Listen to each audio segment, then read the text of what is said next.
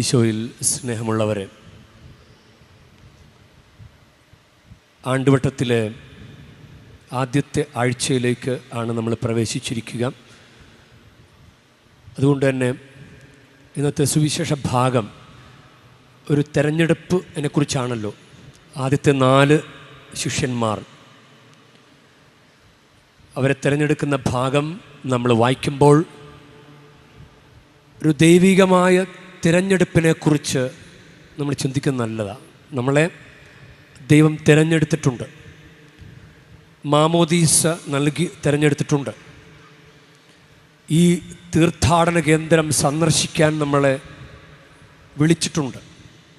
ഇനി ഈ പരിശുദ്ധ കുർബാന അർപ്പിക്കാൻ ദൈവം നമ്മളെ വിളിച്ചിട്ടുണ്ട്. അപ്പോൾ ഈ 4 ശിഷ്യന്മാർ അവർ സഹോദരങ്ങളാണല്ലോ, യാക്കോബും യോഹന്നാനും, അന്ത്രയോസും ശിമയോനും പത്രോസും. അപ്പോൾ ഇവർ ഈ 3 പേര്, ഈ 4 പേരിൽ 3 പേര് എപ്പോഴും ഈശോയുടെ കൂടെ ചില പ്രധാനപ്പെട്ട സംഭവങ്ങളിലൊക്കെ ഉണ്ടായിട്ടുണ്ട്. യാക്കോബ്, യോഹന്നാനും പത്രോസും ഗെത്സമേൻ തോട്ടത്തിലൊക്കെ പ്രാർത്ഥിക്കുമ്പോൾ പ്രധാനപ്പെട്ട ഈ താബോർ മലയിലെ രൂപാന്തരണ സമയത്ത് അങ്ങനെയൊക്കെ ഇവർ ഉണ്ട്. ഇപ്പോൾ തെരഞ്ഞെടുപ്പ് വളരെ പ്രധാനപ്പെട്ടതാണ്, അർത്ഥവത്താണ്. എന്തിനു വേണ്ടിയിട്ടായിരിക്കാം തിരഞ്ഞെടുത്തത്? ദൗത്യത്തിന് വേണ്ടിയിട്ടാണല്ലോ. ഒരു ദൗത്യം ഏൽപ്പിക്കാൻ വേണ്ടിയിട്ടാണ് തിരഞ്ഞെടുത്തത്. നമ്മളെ ഈ തീർത്ഥാടന കേന്ദ്രത്തിൽ നമ്മളെ ദൈവം വിളിച്ചു വരുത്തിയിരിക്കുന്നത് ദൈവത്തിൻ്റെ ഒരു പ്രേക്ഷിതരായി നമ്മളെ മാറ്റാൻ വേണ്ടിയിട്ടാണ്. നമ്മളിതിൻ്റെ തുടർച്ചയായിട്ടുള്ള കാര്യങ്ങൾ സംഭവിക്കണം. അല്ലെങ്കിൽ തന്നെ നമ്മളെ കുടുംബജീവിതം എന്ന വിളിയൊക്കെ എന്തിനാ വിളിച്ചത്? ദൗത്യമേൽപ്പിക്കാൻ വേണ്ടിയിട്ടല്ലേ. ക്രിയേഷൻ എന്നത് ദൈവത്തിൻ്റെ ജോലിയല്ലേ. അപ്പോൾ നിങ്ങൾ കുടുംബജീവൻ നയിക്കുന്ന നിങ്ങൾക്ക് ആ ക്രിയേഷൻ നിങ്ങളെ ഏൽപ്പിക്കാൻ വേണ്ടിയിട്ടാണ്. അതായത് അതിൽ നിങ്ങളെ പങ്കുപറ്റാൻ വേണ്ടിയിട്ടാണ്. അപ്പോൾ അതിനൊത്തിരി നന്ദി പറയേണ്ട കാര്യമുണ്ട്. ഇപ്പോൾ കുഞ്ഞുങ്ങളില്ലാത്തവരൊക്കെ ആണെങ്കിൽ ദൗത്യം ഏൽപ്പിച്ചതിന് ആദ്യം നന്ദി പറയണം. പിന്നെ രണ്ടാമത്തെ കാര്യമാണല്ലോ ക്രിയേഷൻ, തിരഞ്ഞെടുപ്പ്, എന്നിട്ട് ദൗത്യം ഏൽപ്പിക്കാൻ വേണ്ടി ക്രിയേഷൻ. ഇനി കല്യാണം കിട്ടാത്തവർ പ്രാർത്ഥിക്കണം, ഞങ്ങൾ തയ്യാറാണ് കർത്താവേ, ഈ ദൗത്യം ഞങ്ങളെ ഏൽപ്പിക്കും എന്ന് പറയണം. അപ്പോൾ നമുക്ക് കല്യാണ തടസ്സം മാറും. കുഞ്ഞുങ്ങളില്ലാത്തവർക്ക് ദൗത്യം ഞങ്ങൾക്കത് ചെയ്തോളാം കർത്താവേ, ഞങ്ങളെ ഏൽപ്പിക്കും എന്ന് പറയണം. ഇനി ദൗത്യം ഏൽപ്പിച്ചു കഴിഞ്ഞാൽ ദൈവം അതിനുള്ള കൃപ തരും. ഈ വല ഉപേക്ഷിച്ച്, വഞ്ചിയൊക്കെ ഉപേക്ഷിച്ച് അവർ പോകുമ്പോൾ എന്ത് കണ്ടിട്ടാണ് അവർ പോയത് അല്ലേ? അവർക്ക് വല്ല യോഗ്യതയുണ്ടോ? അപ്പോൾ അവർ യോഗ്യരായി മാറിയത് അവരുടെ പരിശീലനത്തിലൂടെയാണ്. നമ്മൾ സ്കൂൾ വിദ്യാഭ്യാസത്തിലൂടെ കുറേ കാര്യങ്ങൾ നമ്മൾ പഠിക്കുന്നുണ്ട്, കുടുംബത്തിലൂടെ കുറേ കാര്യങ്ങൾ പഠിക്കുന്നുണ്ട്, ജോലി സ്ഥലത്ത് നിന്ന് കുറേ കാര്യങ്ങൾ പഠിക്കുന്നുണ്ട്. നമ്മളെ പഠിപ്പിക്കുന്നുണ്ട് പല കാര്യങ്ങളും, എങ്ങനെ നല്ല ഒരു വ്യക്തിയായി മാറാം എന്നൊക്കെ. അപ്പോൾ പരിശീലനം ഭൗതിക തലത്തിലും ആത്മീയ തലത്തിലും ആവശ്യമാണ്. അല്ലെ, കാറ്റഗിസം പഠിക്കാൻ പോകുന്ന കുട്ടികൾ, നമ്മളാണെങ്കിൽ കുടുംബ കൂട്ടായ്മകളിൽ വൈദികരോടൊപ്പം ചെലവഴിക്കുന്നത്, ഞായറാഴ്ചകളിലൊക്കെ ഇടവകളിൽ പ്രസംഗങ്ങൾ കേൾക്കുന്നത്, ഇതൊക്കെ പരിശീലനത്തിൻ്റെ ഭാഗമാണ്. നമ്മൾ വിട്ടുകൊടുക്കണം. ഈ തീർത്ഥാടന കേന്ദ്രത്തിലും നമ്മളെ ദൈവം പ്രത്യേകം തിരഞ്ഞെടുത്ത് ചിലപ്പോൾ ചില ദൗത്യങ്ങൾ ഏൽപ്പിക്കാൻ വേണ്ടിയിട്ടായിരിക്കാം. അപ്പോൾ അത് നമ്മൾ സ്വീകരിക്കണം.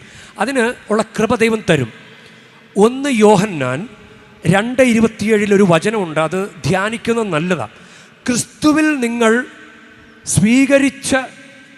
നിന്ന് നിങ്ങൾ സ്വീകരിച്ച അഭിഷേകം നിങ്ങൾ നിലനിൽക്കുന്നു, അതിനാൽ മറ്റാരും നിങ്ങളെ പഠിപ്പിക്കേണ്ടതില്ല.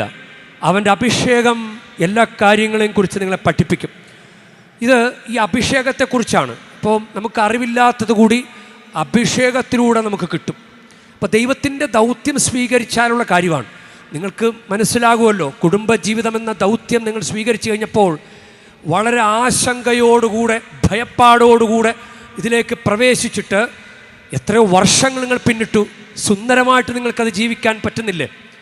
ദൈവത്തിൻ്റെ അനുഗ്രഹമുള്ളത് കൊണ്ടാണ്. ദൗത്യം ഏറ്റെടുത്തു കഴിഞ്ഞാൽ നിങ്ങൾക്ക് ഞാനിതെനിക്ക് ഏറ്റെടുക്കാൻ പറ്റുമോ എന്ന് ആകുലപ്പെടേണ്ട കാര്യമില്ല. കാരണം ദൈവം അതിനുള്ള അഭിഷേകം തരും. ഇനിയും നമ്മൾ ഈ ദൗത്യം സ്വീകരിച്ചില്ല എങ്കിൽ നിങ്ങളാൽ ചെയ്യപ്പെടേണ്ട ഒരു കാര്യം അത് ചെയ്യപ്പെടാതെ അവശേഷിക്കും. എഫേസ്യർ 2:10 ഇങ്ങനെയാണ്: നാം ദൈവത്തിൻ്റെ കരവേലയാണ്, നാം ചെയ്യാൻ വേണ്ടി ദൈവം മുൻകൂട്ടി ഒരുക്കിയ സൽപ്രവൃത്തികൾക്കായി യേശുക്രിസ്തുവിൽ സൃഷ്ടിക്കപ്പെട്ടവരാണ്. അപ്പോൾ ഈ ദൗത്യം നമുക്ക് ഓരോരുത്തർക്കും ഓരോ കടമയുണ്ട്. അത് നിങ്ങൾക്ക് മനസ്സിലാകും, വ്യക്തമായിട്ട് നിങ്ങൾക്ക് മനസ്സിലാകും. ഞാൻ ഇന്നതിന് വേണ്ടി തിരഞ്ഞെടുക്കപ്പെട്ടയാളാണ്. ഇപ്പോൾ കുടുംബമാണെങ്കിൽ അങ്ങനെ, കുടുംബത്തിലെ ചില മക്കളുടെ കാര്യമൊക്കെ നോക്കുമ്പോൾ ദൈവമേ ഈ കൊച്ചിനെ വളർത്താൻ ദൈവം എന്നെ തിരഞ്ഞെടുത്തതാണ്. അപ്പോൾ അത് നിങ്ങളത് സ്വീകരിച്ചില്ല എങ്കിൽ ആ ദൗത്യം നിങ്ങളെ ഏൽപ്പിക്കാനിരുന്ന ദൗത്യമാണ്. നിങ്ങളത് ഏറ്റെടുത്തില്ല എങ്കിൽ ആ ദൗത്യം ഈ ലോകാവസാനം വരെ നിറവേറപ്പെടാതെ അവിടെ അവശേഷിക്കും. അപ്പോൾ അത് ഒരു കാര്യമാണ്. ഇനിയും നമുക്ക് ചിലപ്പോൾ മിസ്റ്റേക്കൊക്കെ പറ്റാം, ഇല്ലേ? അതാണ് ഇന്നത്തെ സുവിശേഷത്തിൻ്റെ ആരംഭത്തിൽ പറയുന്നത്, അനുതപിച്ച് സുവിശേഷത്തിൽ വിശ്വസിക്കുക. അപ്പോൾ പത്രോസിനെ ദൈവം തിരഞ്ഞെടുത്ത്, പത്രോസ് പക്ഷെ തള്ളിപ്പറഞ്ഞ് മാറി നിന്നു. പത്രോസിനൊരു നോട്ടം പത്രോസിനെ തിരികെ കൊണ്ടുവന്നു. അപ്പോൾ നമ്മളെപ്പോഴും മിസ്റ്റേക്ക് പറ്റാം, ദൗത്യം ഏറ്റെടുക്കുന്ന സമയത്ത് മിസ്റ്റേക്ക് പറ്റാം. നമ്മൾ ഇതെന്നെക്കൊണ്ട് പറ്റുകയില്ലെന്ന് പറഞ്ഞ് പിന്നോക്കം പോകാം. പക്ഷേ ആ ദൗത്യം ചെയ്യാൻ വേണ്ടി നമ്മൾ തയ്യാറായി വീണ്ടും അനുതപിച്ച് വന്നാൽ ദൈവം നമ്മൾ അനുഗ്രഹിക്കും. ഇപ്പോൾ ധൂർത്തപുത്രനൊരു ദൗത്യമുണ്ട്. ഇന്ന് സഭയിൽ അനുതാപത്തെക്കുറിച്ച് പറയുമ്പോൾ ധൂർത്തപുത്രൻ്റെ കഥ പറയാതെ ഒരു അനുതാപ ശുശ്രൂഷ നടത്താൻ പറ്റുകയില്ല. അപ്പോൾ ആ കഥ പറയുന്ന വിധത്തിൽ ധൂർത്തപുത്രൻ്റെ മാനസാന്തരം സംഭവിച്ചത്. അപ്പോൾ മാനസാന്തരം എപ്പോഴും സംഭവിച്ചുകൊണ്ടിരിക്കുക, തെറ്റുകൾ തിരുത്തിക്കൊണ്ടിരിക്കുക. ഇതിൽ പത്രോസും യോഹന്നാനും എനിക്കൊന്ന് ചെറിയ മിസ്റ്റേക്കുകളൊക്കെ വരുത്തിയിട്ടുണ്ട്. പത്രോസിൻ്റെ കാര്യം അറിയാം. യോഹന്നാൻ ഈ വക്ഷസി ചാരിക്കിടന്നിട്ട് പോലും, അങ്ങനെ കിടക്കുന്ന അത്രയും പ്രിയപ്പെട്ട ശിഷ്യനായിരുന്നിട്ട് പോലും മറ്റുള്ളവരെന്തെങ്കിലും ചെയ്യുമ്പോൾ ചിലപ്പോൾ അസൂയൊക്കെ തോന്നിയിട്ടുണ്ട്. യേശുനാമത്തിൽ ഒരാൾ അങ്ങനെ അത്ഭുതം പ്രവർത്തിച്ചുകൊണ്ടിരിക്കുകയാണ്. അപ്പോൾ യോഹന്നാൻ പറയുകയാണ്, ഞങ്ങൾ അവരെ വിലക്കട്ടെ. അപ്പോൾ ഈശോ പറയും, വേണ്ട, നമുക്കെതിരില്ലാത്തവൻ നമ്മുടെ പക്ഷത്താണ്. അപ്പോൾ ഇങ്ങനെയുള്ള ചില കുഴപ്പങ്ങളൊക്കെ യോഹന്നാൻ ഉണ്ടായിട്ടുണ്ട്. പക്ഷേ അവർ കൂടെ നിന്നു. പക്ഷേ ഈ നോക്കിക്കേ, അവസാനം ഉത്ഥാനത്തിൻ്റെ ശേഷം കല്ലറയിലേക്ക് ഓടിപ്പോയത് പത്രോസും യോഹന്നാനുമാണ്. അവരുടെ ദൗത്യമാണത്, കല്ലറയിലേക്ക് ഓടുക എന്നത്. അവരെ തിരഞ്ഞെടുത്തതിൻ്റെ ഉദ്ദേശം എന്താണെന്ന് മനസ്സിലായോ? ഇനി കുതറി ഓടിയാലും ചിലപ്പോൾ ചിലത് വിട്ടുകളയും. യൂദാസിനെ വിട്ടുകളഞ്ഞു. നമ്മളും ദൗത്യം എന്നെക്കൊണ്ട് പറ്റുകയില്ലെന്ന് വിട്ടുകളഞ്ഞാൽ പിന്നെ പുറകെ നടക്കില്ല. ഇന്നലെ ഒരു കുട്ടിയെ കാഴ്ചവെപ്പിന് ഒന്ന് എടുത്തു വയ്ക്കാനായിട്ട് ഞാനിങ്ങനെ വിളിച്ചു. അപ്പോൾ ചിലവരിതിനു മുമ്പ് അത് സ്വീകരിച്ചിട്ടുണ്ട്. അവനപ്പം തന്നെ എനിക്ക് പറ്റുകയില്ലെന്ന് പറഞ്ഞു. അപ്പോൾ ഞാൻ ഓക്കെ പൊക്കോ. ദൈവം പുറകെ നടന്ന് ചിലപ്പോൾ ഏൽപ്പിക്കണമെന്നില്ല. പക്ഷെ പൗലോസിനെ, സാവൂളിനെ പുറകെ നടന്ന് ഏൽപ്പിച്ചു. പുറകെ നടന്ന് കുതിരപ്പുറത്ത് ഉന്തി താഴെ ഇട്ടിട്ട് ദൗത്യം ഏൽപ്പിച്ചു.